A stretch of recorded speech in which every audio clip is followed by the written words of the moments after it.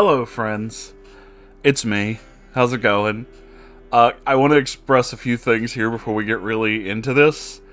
Um, First off, the reaction you guys had to the episode 1 is possibly one of the more amazing things that I've seen. This is so fucking cool. I read your replies. I'm actually looking at them right now, too.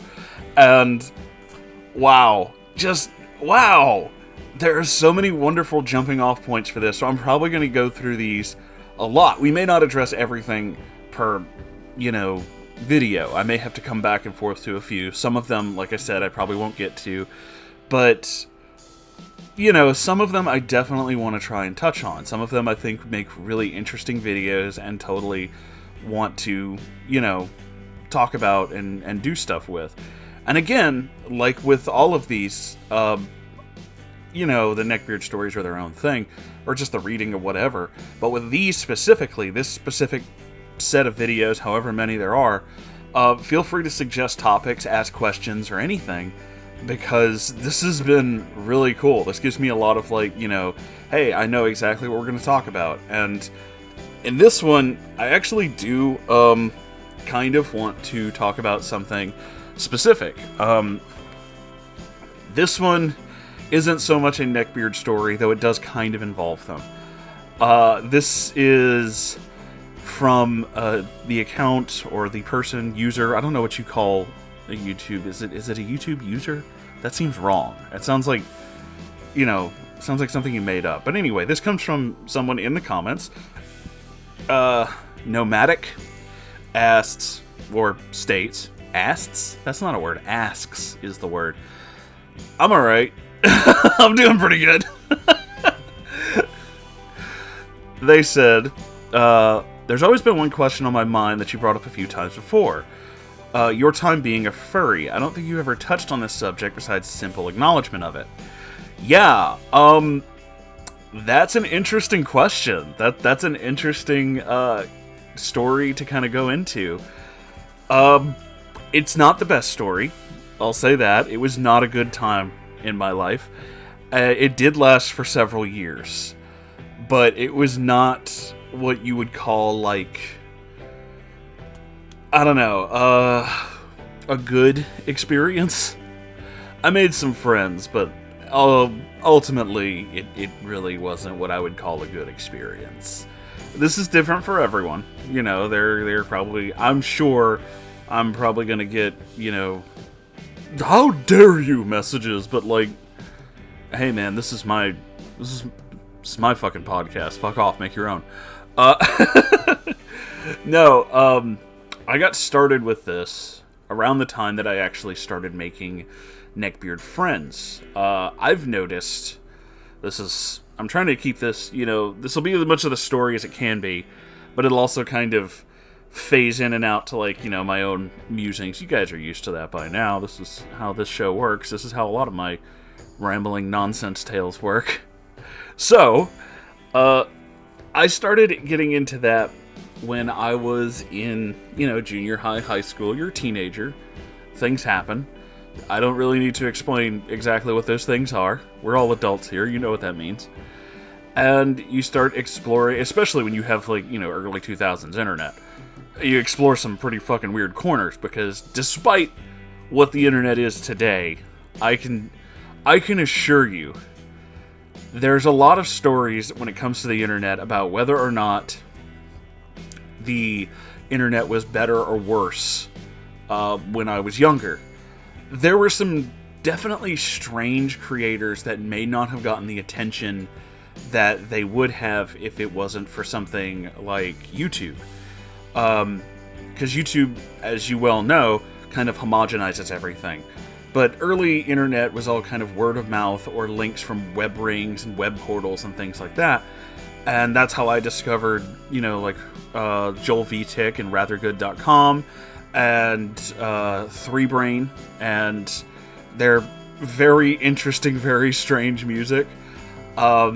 Not gonna lie, I actually saw somebody selling a Albert Christmas Squirrel CD on eBay. And even though, the case has, the jewel case has a crack in it, I'm just I kind of want it. They're rare.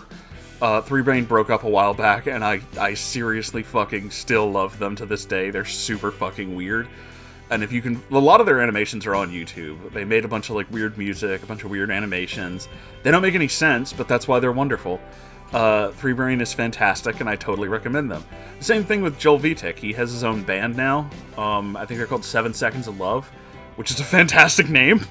But yeah, he's really funny. These guys were really great, and and I also discovered things like Group X.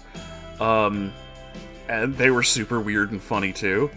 And, websites like Newgrounds and Albino Black Sheep and all this other stuff. So early internet definitely had its place. But the drawback of early internet is that, unlike now, where you can go to certain websites and be like, I'm fairly certain, nothing's 100%, but I'm fairly certain that I'm not going to see anything weird or offensive on this site here, not on my good Christian internet. You kind of have that impression with certain websites. That was absolutely not the case back in the day. Any 5 minutes, you could be like, that was a funny video, there's another funny video, that's a penis. And that was just a thing. That was a thing that happened quite often. So, early internet was how it kind of wound up in these web rings. And in those days, there was a lot of, there's a lot more pushback against certain things. Frederick Knudsen, I think that's how you say his name, guy who does Down the Rabbit Hole, did an entire thing on furries, which is actually kind of interesting. I didn't know a lot of the history. And while I really like his videos, he did kind of, and I don't blame him, he left out certain parts, and I don't think it was intentional.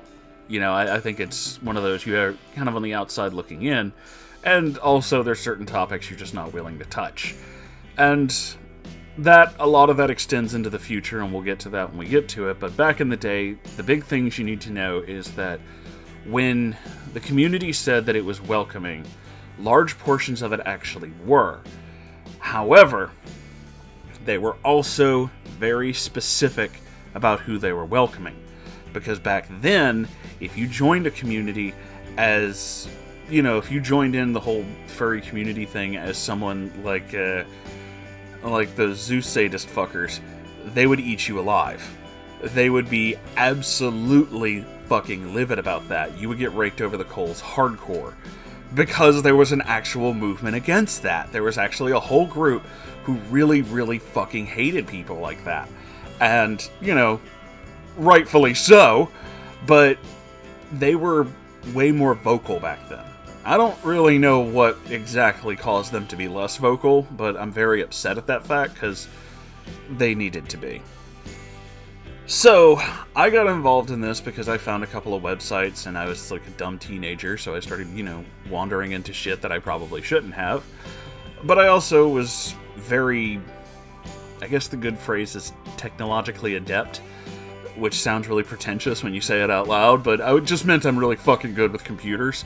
And I kind of was, mainly because I spent a lot of time on computers, because I didn't have much of a social life. You know how it is.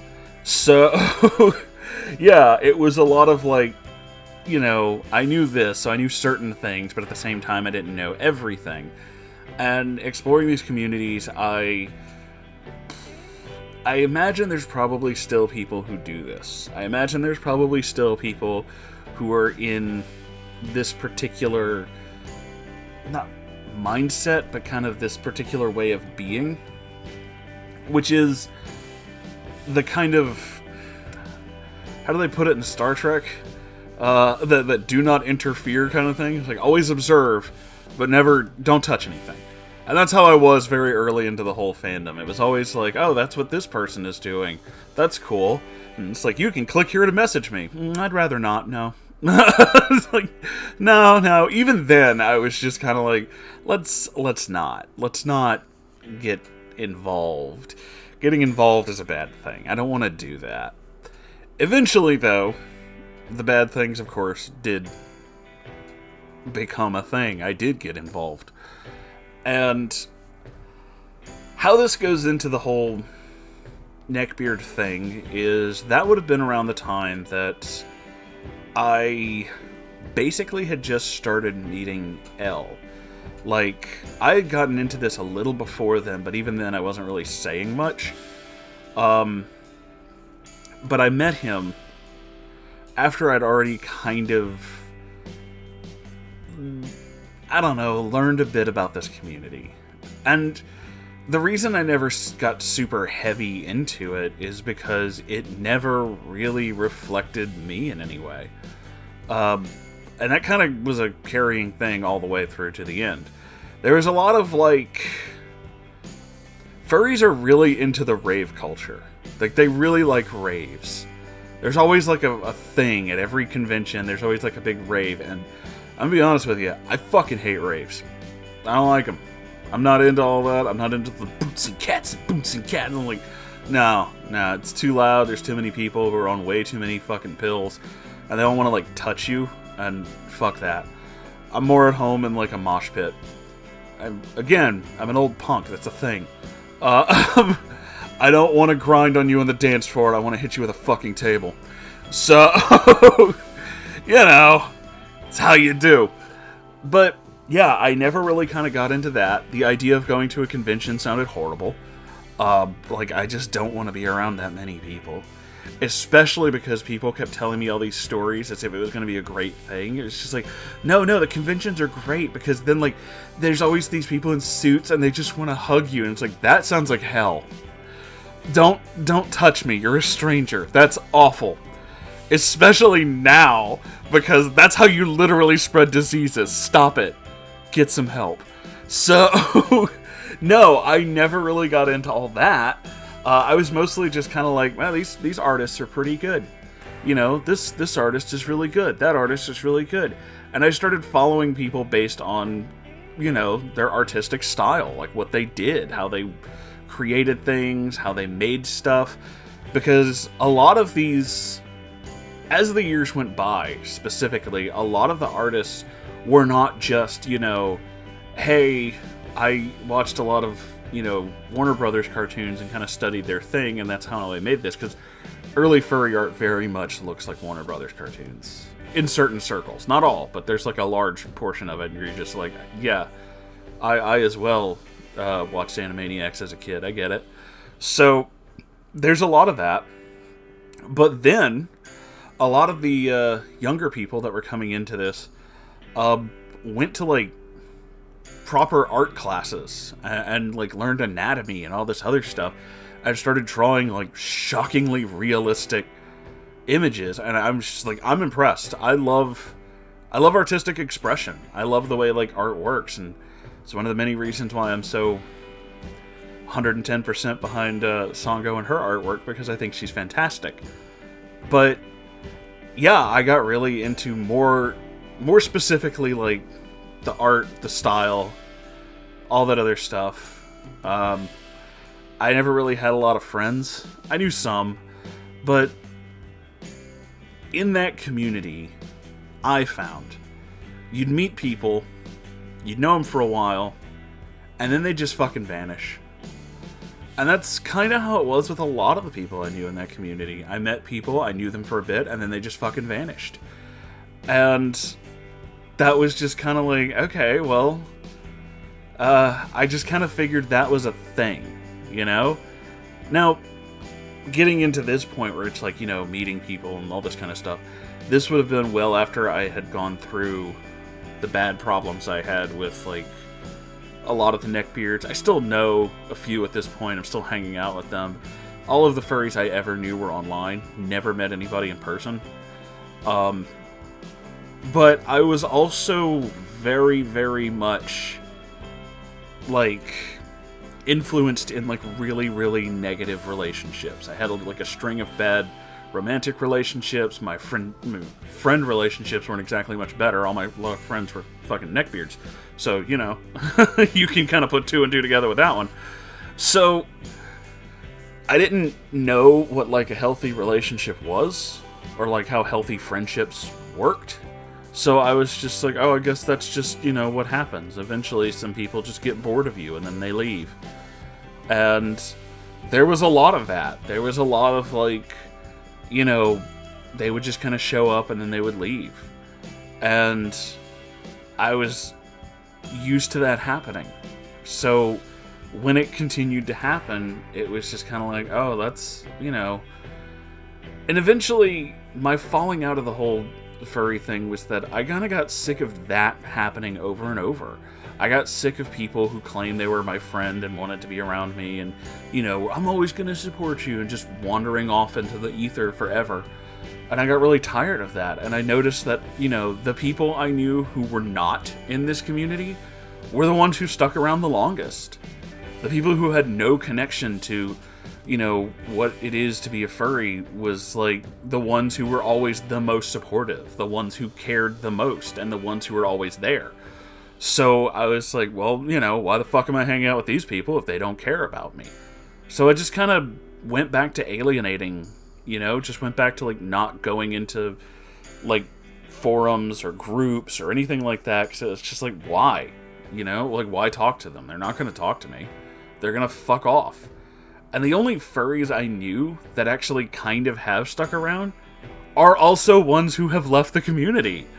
A lot of people I know who have become, like, very either successful or better people or all this other stuff, who were any way, shape, or form involved in the community and maybe still are usually people who have divorced themselves from it in a pretty heavy way.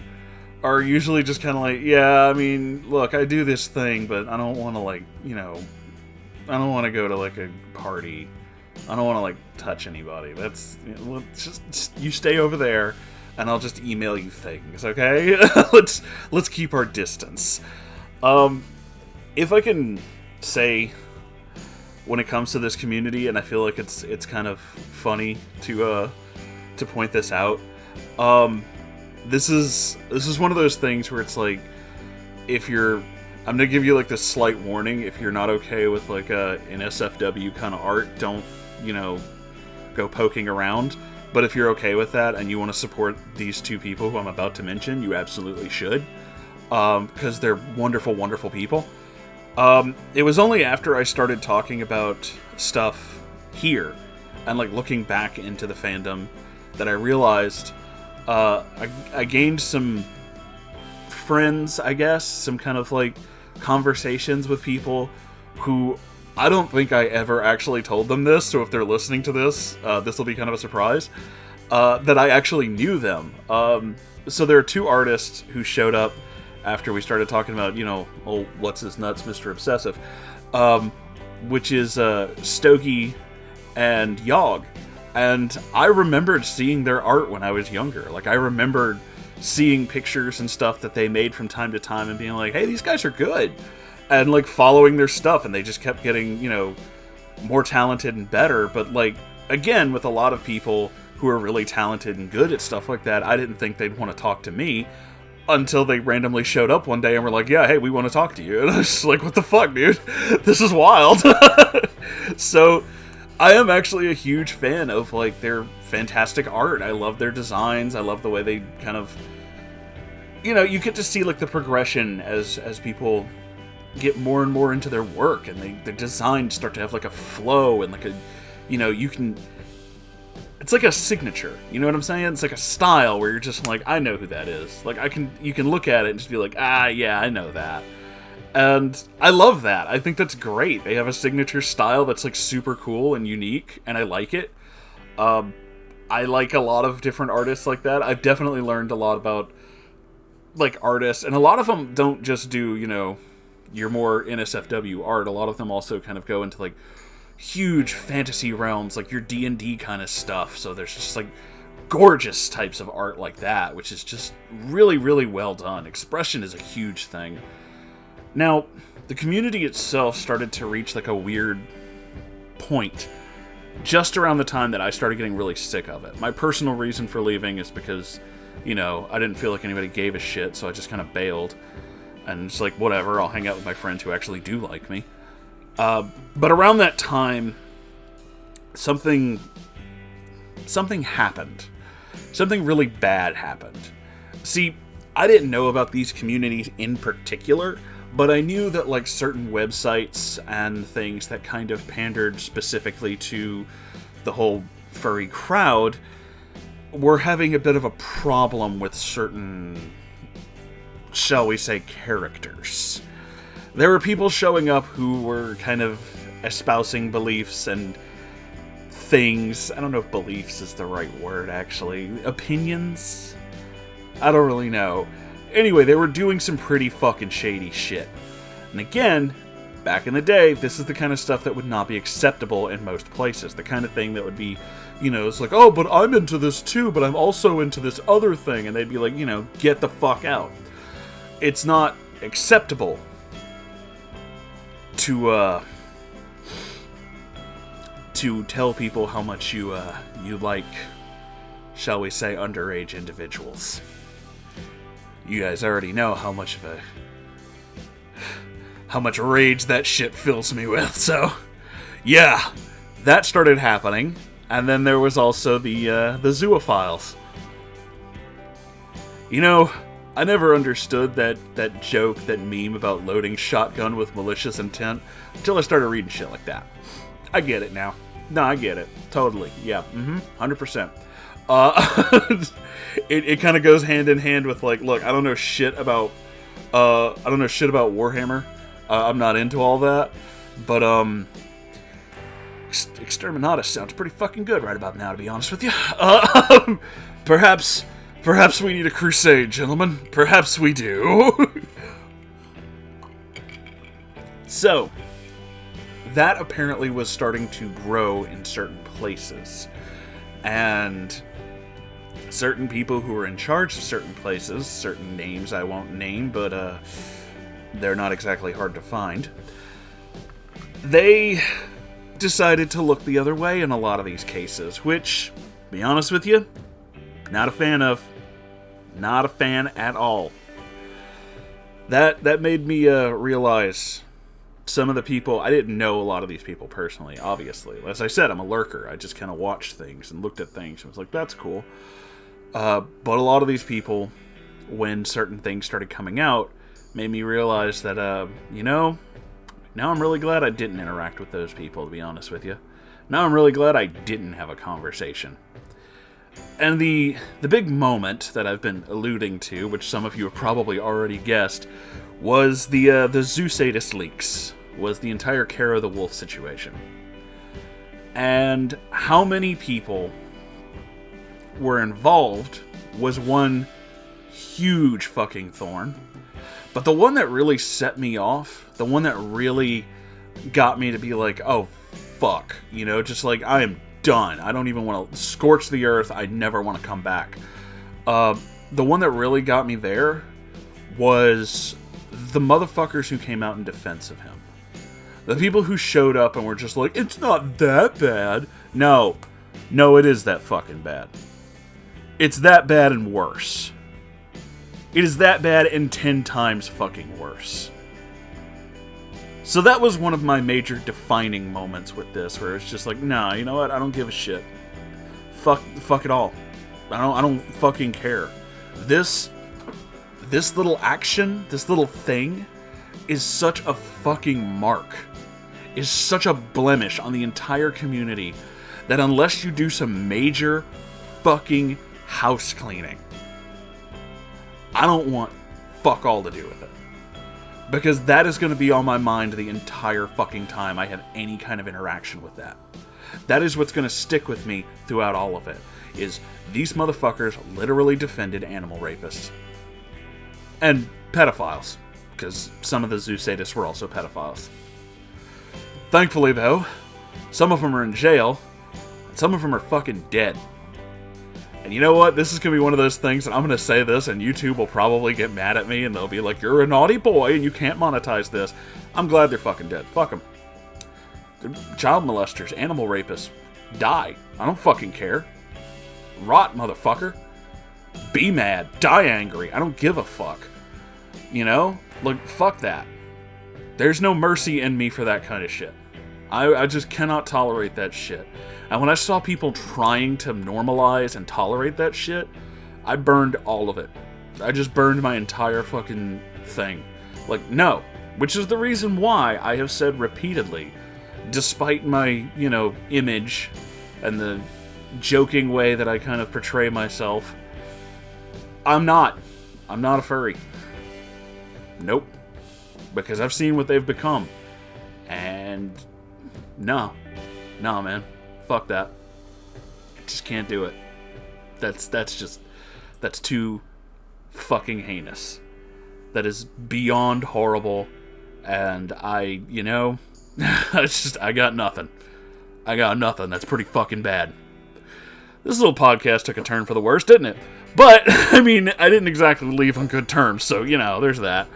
I kind of got sick of it, and, I'll check in on, friends I know who are still there, artists, obviously, because, I still see messages and talk to, Stogie and Yogg from time to time, which, again, if you guys are listening to this, it took everything in me when I saw you guys in my server not to, fangirl super hard, and it's like, oh my god, I've known you for, 20 years, or whatever, I don't even know how long it's been, but it's just it's so cool,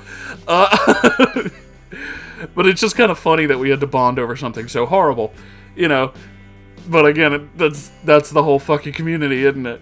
We bond over Neckbeard stories, and Neckbeards are pretty fucking horrible, so it's kind of weird that we're all best friends around this trash fire. Whatever. Hey, at least it's fun. That's the most important part, And, when it comes to all these communities, I was in a bunch of them, I was in a bunch of different groups, tried to find friendship and compassion and all this other shit, and I learned very quickly that the best path for me was, weirdly enough, spelled out as a joke from Futurama. I should have listened to Bender. I don't need your community. I'll make my own, with hookers and blackjack. And so I did. They always told me I should make friends. I'll not only make friends, I'll make my own fucking cult, thank you very much. This community, I'll be honest with you, has been the single greatest one I have ever been a part of. Even if, this was nothing to do with me, even if I didn't have a channel and we just all met by chance, this is still 1,000 times better than any other community I've ever been in. You guys are 1,000,000 times nicer, more compassionate, more understanding. You're just wonderful people, and that makes this, right here, the best one. And there's a thing, they always talk about, oh shit. I don't know, it was a saying or something where it was I wish we knew when the good old days were when we were living them, or something like that. There's a lot of that, I have serious nostalgia for older things, but when it comes to what are some of the best days of your life, despite some of the hardships and the bad things that have happened, the start of this community, because it coincides with meeting Sango and our relationship becoming more solid, is these are the best days. Because I know they're good. I know they are. I have, an amazing fiance. I have wonderful friends. I have a community that is awesome. And it's literally just based around we have fun. That's our whole thing, is we have fun. Yeah, these are the best days, right here, hands down, no questions asked. This is it. This is perfect. I love it. And, I've been through some hard times, and you guys have helped me through that too. And that means a lot. Because again, all the other communities I was in, hard times is when they would fucking vanish. Like cockroaches if you turn the light on. Not here. We're fucking solid. And that means the world to me. So, yeah, it's not the most detailed history of what I did, getting into the whole furry thing, but there's not really much to detail. I didn't really talk to a lot of people. I didn't really have a lot of friends. I knew about the RP:3 groups, but there's not really much to talk about there either. It's exactly what you expect it to be. What would start out as a bunch of people talking would devolve into, some weird orgy, and that was when I had to bail. It's just I don't want to watch strangers. Fuck, that just sounds horrible. So I'd punch out and go watch, movies or YouTube videos.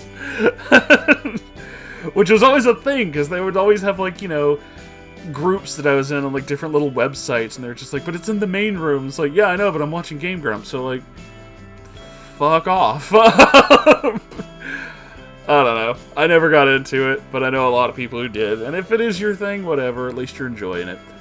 So, either way, that's it for this one. I hope you guys enjoyed it. I'm really enjoying this series, so yeah, if you have any more topics or questions or anything you want, put it in the comment section. I obviously check it. That's where this came from.